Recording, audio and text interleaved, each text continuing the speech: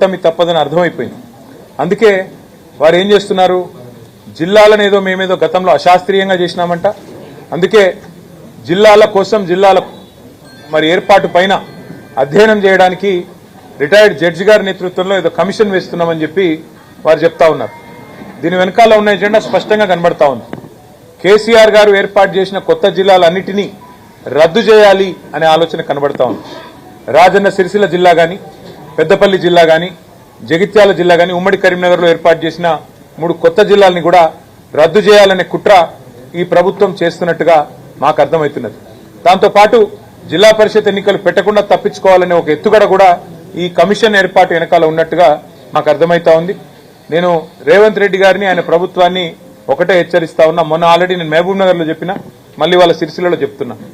కేసీఆర్ గారు పరిపాలనా సౌలభ్యం కోసం అధికార వికేంద్రీకరణలో భాగంగా ప్రజలకు ఎంత సన్నిహితంగా అధికారులుంటే అంత లాభం జరుగుతుంది అని ఆలోచించి వారి సౌలభ్యం కోసం ఎక్కడో గంభీరావుపేటలో ఉండే వాళ్ళు కరీంనగర్ పోవాలి అంటే దాదాపు 90-100 కిలోమీటర్ల దూరం. అలాంటి పరిస్థితి నుండి సన్నిహితంగా ప్రజలకు అత్యంత సన్నిహితంగా జిల్లా కార్యాలయాలు, జిల్లా అధికారులను, జిల్లా యంత్రాంగాన్ని ఇక్కడ ఏర్పాటు చేస్తే మరి మీరేమో దాన్ని తొలగిస్తాము, ఇది అశాస్త్రీయంగా ఉంది అంటే మరి ప్రజల చేతుల్లో మీకు పరాభవం తప్పదు, ప్రజల చేతుల్లో కాంగ్రెస్ పార్టీకి చావు దెబ్బ తప్పదు. ఇట్లాంటి తుగ్లక్ పనులు మానుకోమని చెప్పి రేవంత్ రెడ్డి గారికి నేను విజ్ఞప్తి చేస్తా ఉన్నాను. మీరు చేయగలిగితే మంచి చేయండి, చేయగలిగితే మేలు చేయండి. కేసీఆర్ గారు చేసిన దానికంటే ఎక్కువ ప్రయత్నం చేయండి. మీరు చేయలేని పనులు కేసీఆర్ గారు చేసినారు. తాండాలను గ్రామ పంచాయతీలు చేస్తామని మీరు మాటిచ్చారు, 30 ఏళ్ల కింద మాటిచ్చారు, మీరు చేయలేదు. కానీ అదే మా నాయకుడు కేసీఆర్ గారు ఇచ్చిన మాట అనుగుణంగా వారు పూర్తిగా ఇచ్చిన మాట నిలబెట్టుకుంటూ బ్రహ్మాండంగా మరి తాండాలను గ్రామ పంచాయతీలు చేశారు, గిరిజన గూడలను గ్రామ పంచాయతీలు చేశారు, కొత్త మండలాలు ఏర్పాటు చేసినారు, కొత్త రెవెన్యూ డివిజన్లు ఏర్పాటు చేశారు, కొత్త జిల్లాలు కూడా ఏర్పాటు చేసి ప్రజల మనసు కేసీఆర్ గారు గెలుచుకున్నారు. ఇవాళ మా రాజన్న సిరిసిల్ల జిల్లానే తీసుకుంటే ఇక్కడ జిల్లా కేంద్రం ఏర్పాటు కావడం వల్ల కొత్తగా మాకు ఎన్నో అదనపు హంగులు వచ్చినాయి. కొత్తగా జిల్లా కార్యాలయాలు వచ్చినాయి, మెడికల్ కాలేజ్ వచ్చింది, నర్సింగ్ కాలేజ్ వచ్చింది, ఇంజనీరింగ్ కాలేజ్ వచ్చింది. అన్నిటికీ మించి ప్రజలకి దూరభారం తప్పింది. ప్రజలకి మరి బ్రహ్మాండంగా ఇక్కడ వర్తక వాణిజ్య సోదరులకు కూడా వారి వ్యాపారము కూడా విస్తరించింది, అందరికీ లాభం జరిగింది. మరి అధికార వికేంద్రీకరణ వైపు కేసీఆర్ గారు అడుగులు వేస్తే మీరు జిల్లాలను ఎత్తివేస్తామంటే తప్పకుండా మీకు తగిన రీతిలో బీఆర్ఎస్ఏ బుద్ధి చెప్తుంది. ఆ పోరాటానికి మేమే నాయకత్వం వహిస్తాం. కేసీఆర్ గారి ఆనవాళ్లను చెరిపేయాలని మీరు అనుకుంటే తప్పకుండా మరి ప్రజలందరినీ కూడగట్టుకుని ప్రతిఘటనకు టీఆర్ఎస్ఏ నాయకత్వం వహిస్తుందని చెప్పి కూడా వారిని హెచ్చరిస్తూ ఈ తుగ్లక్ కార్యక్రమాలను మానుకోమని చెప్పి వారికి విజ్ఞప్తి చేస్తూ డిమాండ్ చేస్తూ మరి మున్సిపల్ ఎన్నికలకు మా పార్టీ సర్వసన్నద్ధంగా ఉంది. బ్రహ్మాండంగా ప్రతి మున్సిపాలిటీకి ఒక ఇన్ఛార్జిని కూడా పార్టీ పరంగా వేసుకోబోతా ఉన్నాం. సీనియర్ నాయకులను బాధ్యులుగా పెట్టుకున్నాం. గ్రామాల నుంచి మండలాల నుంచి కూడా ఇప్పటికే ప్రతి వార్డుకు కూడా ఇన్ఛార్జీలు వేసుకున్నాం. సర్వసన్నద్ధంగా పార్టీ ఉన్నది. అన్ని రకాలుగా కూడా మరి ముందుకు పోతాము, తప్పకుండా మంచి విజయం సాధిస్తామనే ఆశాభావంతో ఉన్నామని తెలియజేస్తూ ఇంతమంది పత్రికా మిత్రులు వచ్చినారంటే అది ప్రత్యేకమైన కారణం. ముఖ్యంగా మా కరీంనగర్ నుంచి కూడా వచ్చిన మా సోదరులకి సిట్ అంటే ఏముంటది బ్రదర్, సిట్ అంటే సిట్టు, రేవంత్ రెడ్డి గారు సిట్ అంటే సిట్టు, స్టాండ్ అంటే స్టాండ్. అది సిట్టు కాదు, పిట్టు కాదు. తెలుగులో ఆ సీరియల్ వస్తుంది కార్తీక దీపం అని, అది ఒడవది తెగది. ఇది కూడా గంతే.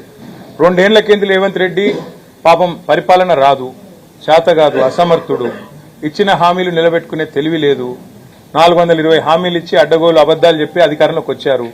తప్పించుకోవాలంటే ఏం చేయాలి? అమలు చేయకుండా 6 గ్యారెంటీలు, 420 హామీలు, ఏదో ఒక రూపంలో అటెన్షన్ డైవర్షన్ గేమ్లు ఆడాలి. అందులో భాగంగా కొన్ని రోజులు కాళేశ్వరం కుంభకోణం అని కొన్ని రోజులు డ్రామా, తర్వాత ఫోన్ ట్యాపింగ్ అని కొన్ని రోజులు డ్రామా, అట్లాగే కొన్ని రోజులు గొర్రెల స్కామ్ అని డ్రామా, కొన్ని రోజులు ఫార్ములా ఈ అని కొన్ని రోజులు డ్రామా. ఈ 2 ఏళ్లు ఈ డ్రామాలు, క్రైమ్ కథా చిత్రాలు, హారర్ చిత్రాలు తప్ప రేవంత్ రెడ్డి గారి ప్రభుత్వం సాధించింది, ప్రజలకు ఇచ్చింది ఏమైనా ఉందా? దయచేసి మీరు కూడా మీడియా సోదరులు కూడా ఆలోచించాలని నేను కోరుతా ఉన్నా. ఇవాళ మమ్మల్ని మన హరీష్ రావు గారు వారి బొగ్గు కుంభకోణాన్ని బయటపెట్టినారు. రేవంత్ రెడ్డి గారి బావమరిది ఆధ్వర్యంలో ఎట్లా సింగరేణిలో బొగ్గు కుంభకోణాలు జరుగుతున్నాయి, 1000 కోట్ల కాంట్రాక్టులు అటు రేవంత్ రెడ్డి గారు ఇటు కేంద్ర ప్రభుత్వంలో ఉన్న పెద్దలు మంచిగా అదులుకొని బదులుకొని ఇద్దరు కాంగ్రెస్ బీజేపీ వాళ్ళు వారు చక్కగా దోపిడీ చేస్తున్నారో బయట పెడితే, పొద్దున బయట పెడితే సాయంత్రం కల్లా సిట్టు నోటీసు. నేను అందుకే అంటా ఉన్నా, ఇవాళ సిట్టు వేయాల్సింది ఎవరి మీద? పొంగులేటి శ్రీనివాసరెడ్డి రాష్ట్ర రెవెన్యూ శాఖ మంత్రి, వారి కొడుకు గుండాగాళ్ళం తీసుకొని పోయి భూములు కబ్జా చేస్తా ఉన్నాడు, ప్రైవేట్ భూములు. వారి మీద సిట్టు వేయండి.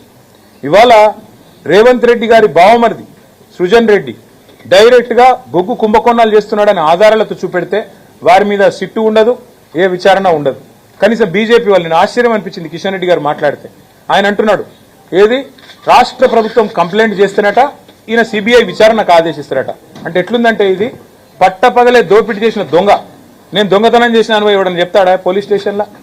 దొంగ అని చెప్పి మేము ఆధారాలతో సహా చూపెడుతుంటే కాదు కాదు కాదు దొంగనే ఫిర్యాదు చేయాలి, చేస్తే మేము విచారణకు ఆదేశిస్తాం. ఇంత అసహ్యంగా, ఇంత ఎబ్బెట్టుగా ఇవాళ కేంద్ర ప్రభుత్వ వైఖరి ఉంది. అమృత్ స్కామ్ లో సృజన్ రెడ్డి గారి కంపెనీకి అర్హత లేకపోయినా కేంద్ర ప్రభుత్వ పథకం అమృత్ లో వీళ్ళ బావమరిది రేవంత్ రెడ్డి గారి బావమరిది ఇవాళ కాంట్రాక్ట్లు ఏవైతే దక్కించుకున్నారో ఆధారాలతో సహా నేను పోయి ఢిల్లీకి పోయి కేంద్ర పట్టణాభివృద్ధి శాఖ మంత్రికి ఇచ్చినాను. వేయండి సిట్టు దాని మీద. అట్లాగే మరి సుప్రీంకోర్టు ఎంపవర్డ్ కమిటీ చెప్పింది, కంచె గచ్చిబౌలి భూముల్లో 10,000 కోట్ల కుంభకోణం జరిగింది, దీని మీద ఒక స్పెషల్ ఇన్వెస్టిగేషన్ టీం వేయండి అని చెప్పి నేను చెప్పడం లేదు, బీఆర్ఎస్ చెప్పడం కాదు, సుప్రీంకోర్టు అపాయింట్ చేసిన సెంట్రల్ ఎంపవర్డ్ కమిటీ కేంద్ర ప్రభుత్వానికి రికమెండ్ చేసింది. ఎందుకు కేంద్ర ప్రభుత్వం స్పందించట్లేదు? ఎందుకు రేవంత్ రెడ్డిని కాపాడుతున్నది? అట్లాగే ప్రధానమంత్రి నరేంద్ర మోడీ గారు తెలంగాణకు వచ్చిన ప్రతిసారి చెప్తారు, ఇక్కడ ఆర్ఆర్ ట్యాక్స్ అమలవుతుంది అంటారు. మరి ఆర్ఆర్ ట్యాక్స్ అమలవుతుందని మీరు చెప్పి సంవత్సరంన్నర అయిపోయింది. రేవంత్ రెడ్డి గారు, రాహుల్ గాంధీ గారు దోపిడీ చేస్తున్నారని మీరే చెబుతూ